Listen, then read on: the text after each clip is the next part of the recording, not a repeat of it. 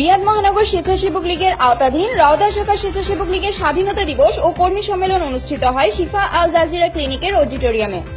সাইফুল ইসলাম দুর্গাপুরের পরিচালনায় ও মুখলেসুর রহমান বুলবুলের সভাপতিত্বে অনুষ্ঠিত সভায় প্রধান অতিথি ছিলেন রিয়াদ মহানগর আওয়ামী স্বেচ্ছাসেবক লীগ সভাপতি মোহাম্মদ ইউসুফ খান।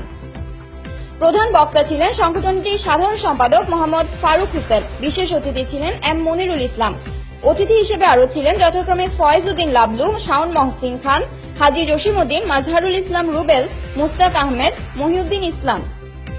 বক্তব্য রাখেন যথাক্রমে বাদল মোল্লা, জয়নাল আবেদিন, সুমন আহমেদ খান, তুফাইল আহমেদ, সাইফুল্লাহ নাহিদ শাহ, সেলিম খান, কে এম রানা ইসলাম, সুমন পাটোয়ারি, রফিক পাটোয়ারি, রিপন সৈয়াল, দুলাল খান, আশরাফ জিতু, মোহাম্মদ আসাদ, মাসুদ রানা, আনু মিয়াজি, সেলিম প্রধানিয়া, আব্দুল আজিজ মীর, সেলিম, মুস্তফা কামাল, মিজান, কাউসার খান, মেহেদি হাসান পাপন, সর্দার লিটন হোসেন ফরিদপুর, মিন্টু খান, কিরণ ফকির, মুস্তাফিজুর রহমান, সেলিম খান, ইয়ার আলী প্রধান, রুবেল পাটোয়ারি প্রমুখ নেতৃবৃন্দগণ।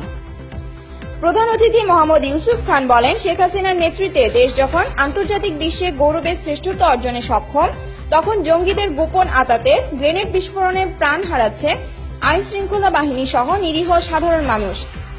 হাসিনার স্নেহধন্য আস্থাভাজন বাংলাদেশ আওয়ামী স্বেচ্ছাসেবক লীগ সভাপতি আলহাজ মোল্লা মোহাম্মদ আবু কাউসারের নেতৃত্বে ঐক্যবদ্ধ হবার উদ্যত্ত আহ্বান জানান।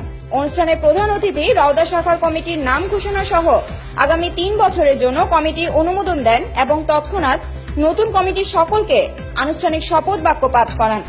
প্রধান বক্তা মোহাম্মদ ফারুক হোসেন ও বিশেষ অতিথি মনিরুল ইসলাম তাদের গঠনমূলক বক্তৃতায় উল্লেখ করেন, আমাদের প্রতিষ্ঠাতা সভাপতি মোহাম্মদ ইউসুফ খানের সুন্দর সুচিন্তিত পরিকল্পনায় ও দৃঢ় নেতৃত্বের ফসল রিয়াদ মহানগর আওয়ামী স্বেচ্ছাসেবক লীগ সৌদি আরব সহ বিশ্বের সাংগঠনিক রোল মডেল হিসেবে বিবেচিত হচ্ছে এবং সর্বজন গ্রহণযোগ্য সৃষ্টিতে গৌরবোজ্জ্বল প্রশংসার দাবি রাখে।